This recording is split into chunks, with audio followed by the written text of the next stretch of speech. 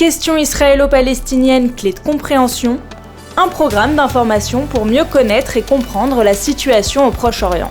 Bienvenue à Clés de compréhension, ce module d'entretien d'excellence et de référence sur les questions israélo-palestiniennes. Aujourd'hui, nous allons évoquer les relations qui ont pu être contrastées entre la France et Israël et la France et les territoires palestiniens. Nous avons le plaisir d'avoir la spécialiste de cette question en la personne de l'historienne Frédérique Chilot. Bonjour. Bonjour. Merci d'être avec nous. Vous êtes chercheuse, historienne, chercheuse au Centre français de Jérusalem, qui est rattaché au CNRS. Merci de nous éclairer sur ces relations France-Israël et France-territoire palestinien, qui ont eu des périodes très différentes, avec aussi du côté français des présidents très différents dans leurs relations avec Israël en particulier.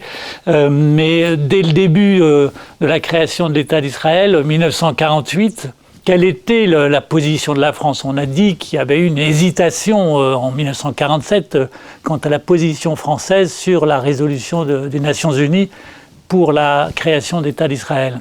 Déjà, c'est vrai que les relations France-Israël sont très contrastées. Elles ont à chaque fois une charge émotionnelle, quelque chose qui fait que ces retournements, ces hésitations, ces crises aussi, très fortes, ont toujours une charge passionnelle. C'est une affaire à chaque fois passionnelle. Je pense que ça relève aussi beaucoup de malentendus. Et une clé de compréhension de cela, c'est le malentendu concernant la position française, qui n'est pas unique, qui n'est pas monocolore. En fait, quelle est la position de la France est due au fait à une identité que je vois comme étant triple. Il y a en fait trois France. La France, au début de la période, et je l'ai identifiée ainsi, c'est la France humaniste et résistante. C'est-à-dire la France qui va soutenir la création d'un État juif pour des valeurs humanistes. C'est la France des droits de l'homme, la France de la première émancipation des Juifs, qui forme d'ailleurs la plus grande communauté d'Europe. Jusqu'à aujourd'hui. C'est aussi une France qui se sent coupable, la culpabilité de Vichy, les humiliations aussi de la défaite, mais c'est aussi la France de la résistance. Et ça imbibe absolument tous les réseaux pro-sionistes, pro-israéliens. On le retrouvera dans les années 50, à Suez par exemple. C'est vraiment les réseaux de la résistance. Qui ont influé après la Deuxième Guerre mondiale. Une espèce de fraternité d'armes aussi, avec ces combattants juifs qui défendent et qui se battent pour leur liberté et leur indépendance. Il y a une deuxième France, au début de cette période, que j'appelle la France puissance méditerranéenne. En fait, la France, c'est l'Empire, l'Union française, qui est forte quand même de 25 millions de musulmans, avec des intérêts économiques, politiques, culturels très importants au Maghreb, où la France évidemment est présente à ce moment-là, mais aussi au Mashrek, au Levant, dont la France s'est retirée, la Syrie, le Liban très présent jusqu'à nos jours, et qui fait que la France a des intérêts essentiels et qui priment quelquefois sur d'autres. Et puis il y a une troisième France. Et on la voit souvent, d'ailleurs on l'a vu encore dernièrement, et c'est celle que j'appelle la France fille aînée de l'Église. Alors bien sûr, c'est la formule, vous savez, la laïcité n'est pas un produit d'exportation, formule qu'on attribue à Gambetta, et c'est évidemment vrai, surtout en Terre Sainte et à Jérusalem. Le représentant français à Jérusalem est un consul très chrétien qui, au moment de son investiture, se rend au Saint-Sépulcre en habit d'apparat. Il est doté de pouvoirs liturgiques depuis 1926. La France est la représentante par tradition des minorités chrétiennes, représentante des intérêts aussi des chrétiens romains en Terre Sainte. Et à ce moment-là, pendant cette période, la France, c'est un réseau d'environ 70 œuvres religieuses, hospitalières, scolaires, et qui est son unique intérêt politique dans la région.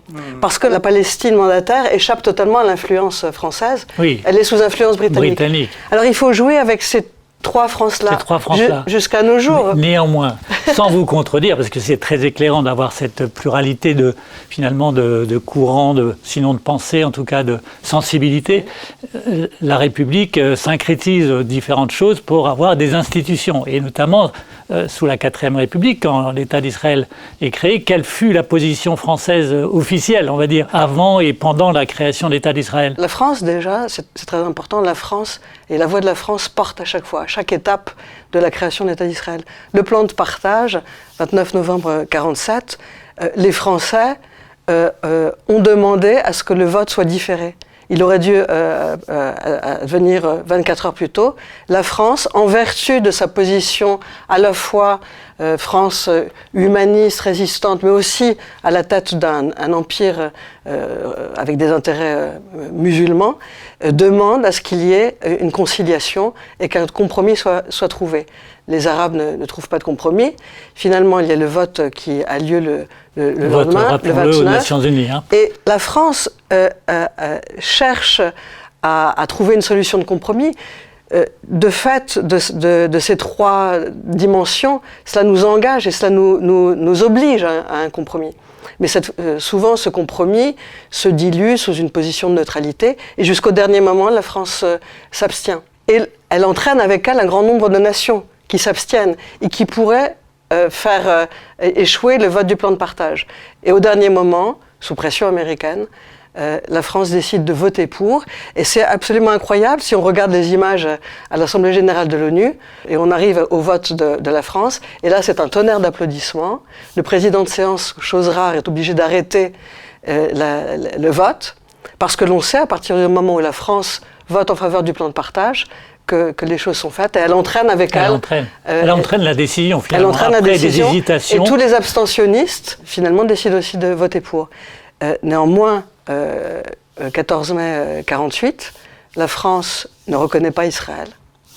15 mai 1948, la France qui préside le Conseil de sécurité ne condamne pas l'invasion des 5 armées arabes qui veulent tuer l'État juif dans l'œuf. Et les Français vont décider alors, de différer la reconnaissance.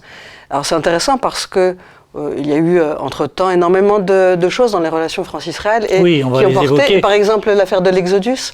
Or, il se trouve qu'à ce moment-là, au Conseil des ministres, certains ministres demandent à différer la reconnaissance française. Depreux, qui est pourtant le ministre de l'Exodus, qu'on appelait le ministre de l'Exodus, et Mayer, qui est lui aussi un grand impressionniste. Et pourquoi le font-ils? Pourquoi demandent-ils à différer la reconnaissance?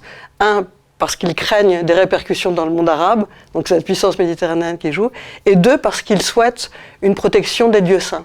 Donc vous voyez, oui. Même ces intérêts de la fidélité de l'Église, ils sont incarnés par des Français qui peuvent être aussi très pro-sionistes. Oui. Et la France va attendre ainsi et finalement être l'une des dernières à reconnaître Israël, 24 janvier 1949. Alors pourquoi cette date? D'abord, la reconnaissance française était entendue. Les parlementaires savent peut-être que dans les archives, on voit qu'il y a eu un appel de l'Assemblée nationale, un appel fraternel pour un salut fraternel au nouvel État. Mais en réalité, elle est donc attendue pendant très longtemps. Et pourquoi elle survient en janvier 1949? Parce que c'était l'objet de tractations. La France a essayé de négocier alors la protection des lieux saints. La France a essayé de négocier aussi un retrait israélien du sud Liban. Oui. Déjà. Donc il y avait déjà des intérêts divergents oui. en fait, qui ont retardé la reconnaissance. Exactement. Et qui expliquent aussi peut-être qu'un regard israélien sur la France n'était pas le plus positif dès le départ. Mais non, au contraire. Parce qu'il y a un grand malentendu. La France vote donc la reconnaissance de facto d'Israël le 24 janvier. Et pourquoi le fait-elle ce jour-là? Parce que c'est la veille des élections de la constituante à la Knesset. Mmh. Et c'est pour appuyer Ben Gurion et les travaillistes contre les communistes. Donc c'est en fait, la France à ce moment-là se range, elle, dans le camp occidental, avec les Américains. D'accord. Tardivement, mais nettement, voilà. Ça que vous voulez dire. Tardivement, mais nettement. Et les Israéliens saluent cette reconnaissance comme un grand geste d'amitié. Et on a les archives, dans les archives diplomatiques, la dépêche de Ventier, qui est le représentant à Tel Aviv, très pro-sioniste, qui voit Israël comme un nouveau temple érigé par Ben Gurion, et qui dit à ce moment-là, mais nous n'allons tout de même pas faire redescendre l'image et l'impression des Israéliens du cœur à la raison. Parce qu'en fait, oui, les Israéliens veulent y voir quelque chose de très sentimental, alors qu'en fait, on est dans la réelle politique. Réelle politique, comme souvent, voire toujours. Je crois, comme toujours. Et on ne va pas évoquer tous les épisodes qui vont suivre la création de l'État d'Israël, mais on a vu des périodes de chaud et des périodes de froid. 2 ou 3 exemples. Pour la période plutôt de proximité avec Israël et la France, parlons de l'opération du canal de Suez, donc 1956, où l'engagement militaire français fait qu'il y a une proximité de fait avec les Israéliens. Ça a été vécu comme tel des deux côtés des deux pays, ou c'était plus nuancé que cela, et est-ce que ça a ouvert une période positive? C'est une très grande amitié, c'est vraiment, on parle d'un âge d'or, c'est vrai. Ça n'ouvre pas vraiment une période positive, ça la clôt un petit peu même du point de vue des relations militaires et diplomatiques. En fait, depuis 1954 environ, la France s'est rapprochée d'Israël. Elle le fait pour 3 raisons, l'Algérie. Oui. Israël combat Nasser, et que la France voit comme un soutien du nationalisme algérien. Oui. Et Nasser, la France, donc président égyptien, voilà, proche de l'URSS. Voilà, et la France décide de soutenir Israël et en fait de s'en servir comme d'un prétexte pour atteindre l'Égypte. Et 1956, c'est ce qu'on appelle une collision parce qu'elle est faite sous le règne du secret. Les Français utilisent Israël comme un prétexte pour attaquer l'Égypte et ensuite les Français et les Britanniques interviennent pour établir le calme. Et en fait, c'est une façon de revenir dans la région. C'est une très très grande victoire militaire et c'est un succès militaire incroyable avec des épisodes épiques de collaboration entre les Français et les Israéliens, les Français et Israël même dans le secret total, et les Britanniques ne sont même pas au courant. Il y a des épisodes rocambolesques, on voit les avions français qui arrivent en Israël, et on met tout de suite la cocarde, enfin on met soit une étoile de David, soit la cocarde française quand ça repart. Il y a une vraie collusion et un vrai succès, mais c'est un échec politique terrible. Ça provoque une crise transatlantique comme on en a rarement connu. Et c'est un échec aussi terrible pour la diplomatie française. À ce moment-là, la France perd tous ses alliés arabes, sauf le Liban. Et pourquoi ça n'augure pas, ça n'ouvre pas des relations si étroites que cela? Parce qu'on pourrait croire qu'à partir de Suez, il y a une alliance incroyable entre la France et Israël. Or, c'est à ce moment-là que Ben Gurion ne veut pas de traité d'amitié, de traité d'alliance avec la France, et que les Français n'en veulent pas non plus. Pourquoi? Parce que depuis toujours, Ben Gurion ne regarde qu'une chose, c'est Washington. Et ça faisait ombrage à l'amitié qui devait être privilégiée. Oui, et la France, finalement, c'était une relation exceptionnelle, un âge d'or, mais c'est une alliance par défaut. Et c'était fondamentalement ce que j'appelle une alliance de combat, c'est-à-dire tournée vers un objectif, la guerre, sous le sceau du secret, avec une diplomatie du secret. En prévention du nationalisme arabe. En contournant le Quai d'Orsay, en contournant les diplomates, en France et en Israël aussi. Et ensuite, c'est une relation qui est beaucoup trop nouée aussi entre les deux, ce qui fait que les Israéliens aussi veulent s'en détacher et se détacher de cette relation trop exclusive et trouver l'allié américain. Alors, après, il y avait des exemples beaucoup plus froids que l'épisode Suez, à savoir 1967, à la guerre des 6 jours, et après, le général de Gaulle, fameux épisode où il évoque cette volonté de boycotter Israël et cette fameuse déclaration du peuple sûr de lui et dominateur qui a rendu fou beaucoup de monde. D'ailleurs, ça a produit une accusation durable d'antisémitisme du général de Gaulle sur ce sujet, cette déclaration, et qui a créé évidemment une rupture entre les deux pays. Oui. Le fait est que, alors, c'est une rupture extraordinaire, comme on en voit peu en relations internationales, un retournement stratégique.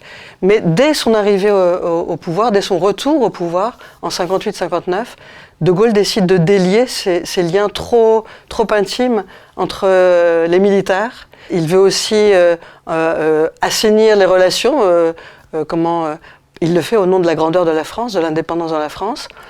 Et donc c'est à partir de 58-59 qu'il y a déjà un changement. L'opinion publique ne le perçoit pas vraiment, d'autant plus qu'après 56 on est encore dans cette amitié proclamée, mais en réalité cela a changé. Et par exemple le nouvel ambassadeur français Bourdayette à Tel Aviv parle de normalisation. Et il le dit, il faut démystifier les relations entre la France et Israël. Donc dès 58-59, il y a un vrai changement, ce qui n'explique pas pour autant cette rupture fondamentale en 67. Pour Israël, la France, en juin 67, a lâché son allié, son ami, son allié. C'est vécu comme une trahison. C'est vécu comme une trahison. Et c'est vrai qu'on peut le comprendre évidemment. La geste gaullienne, c'était à la fois de souhaiter la paix au Moyen-Orient, ne pas provoquer de guerre, ne tirer pas les premiers. Et puis aussi, c'est une politique tournée vers le monde arabe. Mais il n'empêche, vous l'avez dit, il y a quand même le soupçon. Et c'est le temps du soupçon, comme le disait Raymond Aron, celui de l'antisémitisme qui perdure. Oui, et aussi l'accusation a été faite à la France d'être trop proche du, entre guillemets, le camp arabe et des Palestiniens en particulier. C'était un reproche qu'on entendait en Israël, mais est-ce que ce n'était pas illustratif quand même de relations qui étaient établies et officielles entre les présidents, par exemple Mitterrand et Chirac, avec les dirigeants arabes et palestiniens en particulier? Oui, il y a eu déjà toute une politique qu'on qualifie sommairement d'arabe à partir de la politique arabe de la France, à partir de Gaulle, Pompidou, Giscard. Et c'est vrai qu'avec Mitterrand, les Français vont vraiment jouer un rôle important pour légitimer la position de l'OLP. Déjà, Mitterrand, en 1982, c'est un moment historique, doublement historique, parce qu'il vient en Israël, il fait un discours à la Knesset. À la Knesset, qui est célèbre. Et il brise un tabou parce qu'au même moment, dans ce discours, il parle des territoires palestiniens et il parle de l'OLP. Donc, très mal vu d'ailleurs à ce moment en Israël. Oui, parce que rappelons-le, l'OLP était très actif et avait des attentats terroristes. Bien sûr. Et Mitterrand va faire beaucoup, notamment en 1989, en recevant Arafat à Paris. Et c'est à ce moment-là qu'il y a la fameuse phrase de la charte de l'OLP caduque. En fait, ça lui a été soufflé par les conseillers de Mitterrand. Et c'est à Paris qu'Arafat annonce que la charte de l'OLP est caduque et donc on en finit avec le terrorisme officiellement. Le lendemain, Arafat demandera quand même en conférence. Donc est-ce qu'on peut dire finalement les Français ont favorisé, disons, une progressive mais nette modération de l'OLP et de Yasser Arafat? Bien sûr, à ce moment-là, évidemment, même si le lendemain, Arafat demande quand même qu'est-ce que c'est caduc. Sortez-moi un dictionnaire parce qu'on lui a soufflé le mot, il ne savait pas vraiment ce que ça signifiait. Mais oui, il y a eu un adoucissement de la position et une légitimation de la position d'Arafat personnellement sur la scène internationale importante. Et le deuxième président qui lui offrira cela, c'est Jacques Chirac, notamment en 1996 à Sharm el-Sheikh. Il y a une rencontre très importante. Et Arafat est là, il est mis un petit peu de côté. Chirac insiste pour qu'il soit avec les autres acteurs, les autres partis auprès de Bill Clinton. Et c'est à partir de ce moment-là que Arafat va remercier Chirac et qu'il l'appellera Docteur Chirac. Et alors même que Chirac, au départ, était un petit peu réticent et méfiant vers Arafat, il y a une amitié très forte qui va se nouer à ce moment-là. Et ils vont se voir plus d'une trentaine de fois. Chirac va incarner, alors c'est aussi l'épisode fameux dans La Vieille Ville, Chirac va être un héros dans le monde arabe et on lui reprochera, certains lui reprocheront une trop grande proximité avec le monde arabe. En tout cas, même s'il y a toujours Chirac avait une position très pro-arabe, on était sorti de l'ambiguïté totale de la période du général de Gaulle. Vous voyez, le temps du soupçon, c'était terminé parce que Chirac avait cette particularité d'être à la fois très pro-arabe, mais aussi très proche de la communauté juive. Et pour toujours... très philosémite, on pourrait dire. Philosémite. D'abord à Paris, avec la communauté juive à Paris, et ensuite, évidemment, il restera pour toujours celui qui a prononcé le discours du Veldiv. Donc on ne peut pas lui reprocher la responsabilité de l'État français. Mais c'est lui qui va faire énormément avancer la cause palestinienne, la légitimité de Yasser Arafat, qui est mort à Paris. Et alors ensuite, c'est plus ou moins arrangé, mais selon les périodes, c'était compliqué quand même entre la France et Israël. Il y a eu tous les épisodes aussi marqués concernant l'histoire d'Israël par les actions terroristes de l'OLP. On ne va pas revenir sur les différentes périodes de guerre comprises, mais qu'est-ce qui a pu dominer? On a le sentiment, avec le recul historique, que la France a toujours voulu jouer une sorte de rôle de médiation entre Israéliens et Palestiniens. C'était le cas sous la présidence François Mitterrand, Jacques Chirac aussi ensuite, et plus récemment. Est-ce que ce fil conducteur ensuite était celui de la médiation française, possible ou irréelle ou irréaliste? Oui. Mais c'est vraiment la vocation de la France que d'être médiatrice, en raison de ces trois dimensions. Parce que la France comprend chacun des points de vue en présence. Et la France peut parler à tous les acteurs. Donc c'est vraiment un atout considérable que nous envient beaucoup d'États. Après, Est-ce qu'il est effectif? Après, il faut savoir le mettre en œuvre. Mais dès le départ, la France a été une très grande médiatrice. Elle l'a fait en 1949 en Syrie, avec la Syrie, qui était d'ailleurs prête à... Il y avait des offres de paix, bon, ça n'a pas marché. En 1949, avec le Liban, au moment de la reconnaissance, elle essaye de négocier. On l'a vu en 1996, très important, 1996, opération Raisin de la colère. Et la France de Jacques Chirac décide de mettre en branle toute la machinerie diplomatique, et Dieu sait qu'elle est très importante, et c'est aussi un atout majeur de la France. Il y a aussi une volonté politique qui est incarnée par Chirac d'aboutir à la paix et de négocier la paix. En plus, le Liban, État frère des Français. Et c'est une vraie réussite, un vrai succès diplomatique, reconnu par les Israéliens. Shimon Peres disait que la paix, après l'opération Raisin de la colère, c'était la plus grande victoire diplomatique de la France au Moyen-Orient depuis la fin de la Seconde Guerre mondiale. Ah oui, c'est une reconnaissance. Est-ce qu'on en a entendu parler? Pas assez, sans doute. Je crois aussi qu'il y a un autre aspect, et on ne peut pas se mentir, c'est que pourquoi la France réussit en 1996, donc volontarisme politique, la diplomatie qui met tous ses atouts de son côté, mais aussi parce qu'il y a une éclipse américaine. Et c'est un peu le French flair à ce moment-là que de saisir l'occasion et de se présenter comme médiateur. Vous voulez dire quand les Américains sont moins présents, les Français tentent d'être... Ouais. Quand les Américains sont moins présents, comme quand ils veulent se retirer du Moyen-Orient, comme c'est le cas depuis Obama, d'ailleurs c'est tout à fait assumé du point de vue des Américains, les Français peuvent trouver un champ pour intervenir. Mais après, il faut voir dans quel sens, parce qu'évidemment, ces solutions de compromis qui nous obligent, je pense toujours à la phrase de Blum à De Gaulle, le compromis c'est la rançon de la liberté.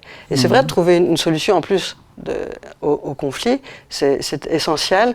Le fait est que souvent c'est une solution de fausse neutralité ou bien des zigzags diplomatiques, et là c'est le cas depuis le 7 octobre. Oui, alors vous employez l'expression zigzag diplomatique, c'est vrai que a été reproché au président de la République française actuelle, Emmanuel Macron, une sorte d'équilibrisme zigzagant.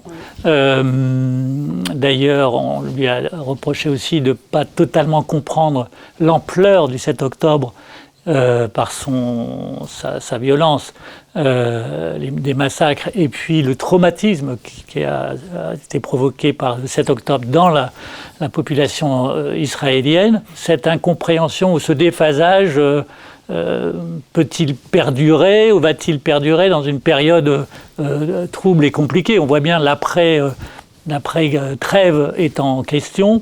Quel est ce rôle de médiation possible? Est-ce qu'il est très secondaire par rapport aux États-Unis qui ont une place dominante dans la proximité avec Israël aujourd'hui? Il est vraiment extrêmement secondaire. Autant, je parlais du French flair, là c'est difficile d'être audacieux parce que c'est la Pax Americana dans toute sa splendeur. Et là, avec l'intervention de Trump, évidemment, la France elle trouve très peu de place. Mais de toute façon, pour faire quoi? Même si elle paraît surréaliste aussi dans ses pseudo-solutions. Sans même évoquer le plan pour Gaza, etc. Oui. Mais son interventionnisme, sa volonté d'arriver à une solution. Mais pour faire quoi? Parce que la question, c'est bien sûr la médiation française, très importante, mais pour quelle solution?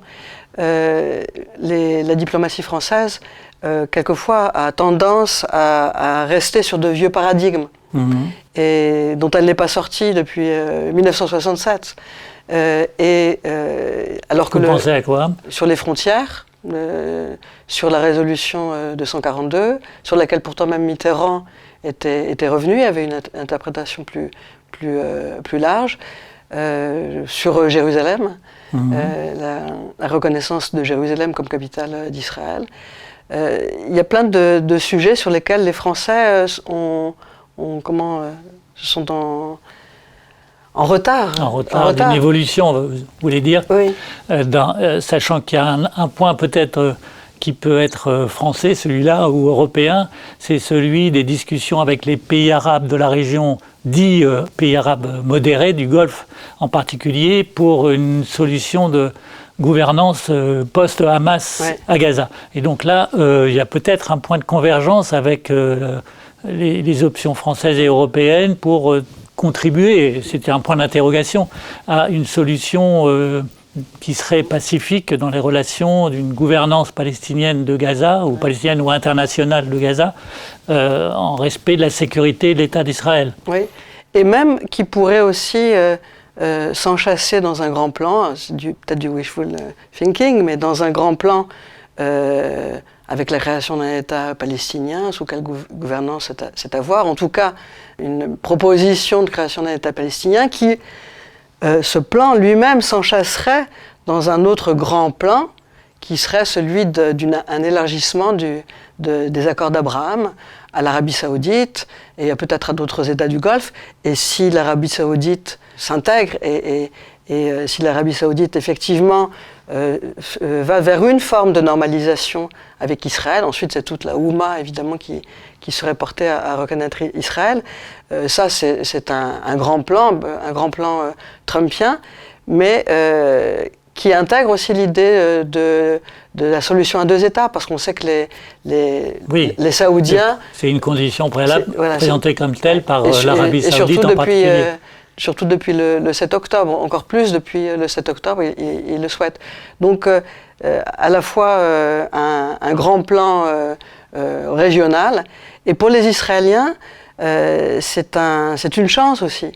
Et ça, c'est un message que même l'administration américaine fait passer, c'est-à-dire qu'il y a cette idée de solution à deux États qui aujourd'hui est inaudible, il faut bien le savoir. Du côté israélien, en tout cas du gouvernement israélien. Du côté israélien. Mais quelle est la perspective dans ce grand plan-là? Ce serait une chance de paix et une chance de normalisation avec l'Arabie Saoudite qui est absolument formidable. Les Français auraient intérêt à accompagner ce mouvement. Évidemment, sur le terrain et au jour le jour, tout ça est extrêmement compliqué. Mais ils auraient intérêt à accompagner ce mouvement plutôt que de prôner, comme on l'entend souvent, simplement une reconnaissance de l'État de Palestine aujourd'hui, qui est tout à fait prématuré, alors qui qui a déjà eu lieu, par exemple, d'autres États l'ont fait, les Espagnols, l'année dernière, par exemple, mais sans peu d'impact. Et on en revient au début de notre période où la voix de la France est une voix différente, et elle porte. Et quand la France reconnaît, fait acte de reconnaissance, ça n'est pas de même dimension que d'autres États. Donc cette reconnaissance d'un État palestinien aujourd'hui, elle serait vraiment prématurée. Sauf à s'engager dans un grand plan. Et il y a une idée, je crois, fondamentale qui était portée par un éminent chercheur de relations internationales, Jean-Baptiste Durosel, qui disait « Il ne faut jamais donner une reconnaissance, faire un acte politique contre un sentiment ». Or aujourd'hui, j'ai l'impression que la diplomatie française et la politique française est de vouloir faire un grand acte politique contre rien d'autre qu'un sentiment. Et ça, c'est un danger, je crois. C'est un danger, et puis une illusion, en fait, dans les rapports internationaux, on le sait, marqués par le réalisme et la convergence ou pas d'intérêts de chacun des États concernés. En tout cas, merci beaucoup, Frédéric Chilot. Je cite d'ailleurs votre tout récent ouvrage qui vient de sortir chez Plomb, qui se nomme « Sous tes pierres ». De thé possessif, Jérusalem. Donc c'est l'histoire, si j'ai bien compris, de l'archéologie, une histoire culturelle et politique de l'archéologie, des travaux archéologiques et des initiatives archéologiques à Jérusalem. Toute une histoire grâce à vous. On retrouve beaucoup de consuls archéologues. Et vous nous éclairez aussi sur ces enjeux culturels-là. Merci beaucoup. Merci à vous. À bientôt.